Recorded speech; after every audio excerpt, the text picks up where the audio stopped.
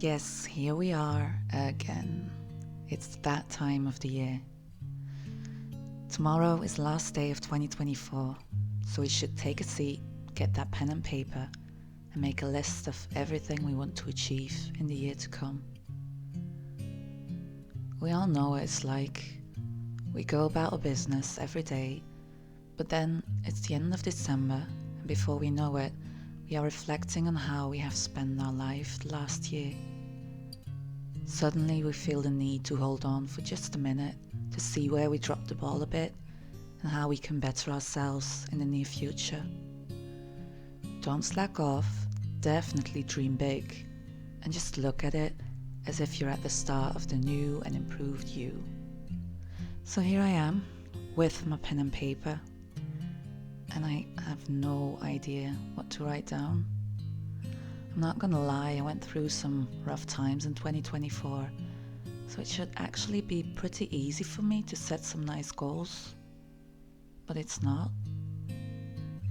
The thing with going to hell and fighting to get back is that you become very careful with what you wish for. You may call it fear, I don't think that's wrong, but I prefer to say that I'm cautious. But let's just give it a try. I should eat healthier and exercise more.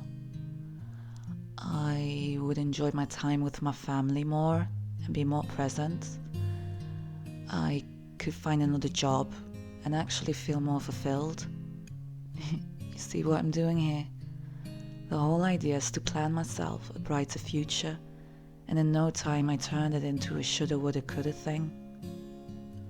I guess I've been doing this every year, but eventually I end up pretty much the same anyway. I set goals that I think I need to achieve to have a better life, but somewhere down the line I seem to forget them. And they're not even impossible goals or things that demand a lot of effort, but still. So now I'm wondering how important those wanted achievements were from the start. It's been a while now that I'm questioning everything that I believed to be important for me in the past. I was a huge people pleaser growing up, thinking I had to behave a certain way to be liked by others and myself. I said yes to everything and did all I could to accommodate other people's needs, even though it sometimes meant ignoring my own needs. The last few years my mindset did change a lot, especially since having children. For them, I wanted to be an example of a person who stood up for her authentic self. So I said no more often, dared to take a stand once in a while, or just chose not to participate in a discussion. I felt I was changing, and I liked that a lot. It made me proud, and I really believed I was acting more as the real me.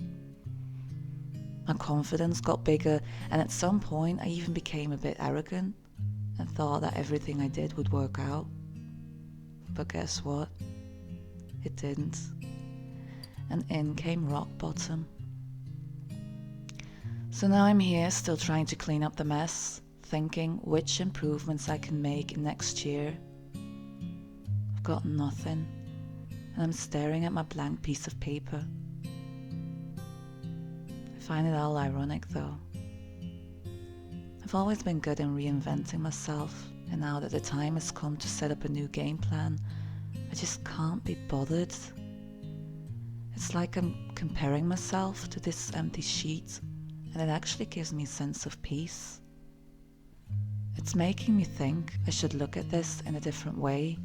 Instead of searching for things I can do more or better, I could look back and observe what's already there and enough. The rotten things have happened already and I can't change that, but maybe I can find a way to accept and see the good that I got out of it. I learned it the hard way, but I did realize I was still putting up an act and fooling myself, still forcing those expectations and that perfection on myself because that's what I thought I wanted. All that energy I've put into people, objects and ideas I now couldn't care less about. I don't want to see it as a year I lost, and I definitely do not want to look at the new year as a way of redeeming myself. At the moment, I just don't want more or even better. I actually think I need less.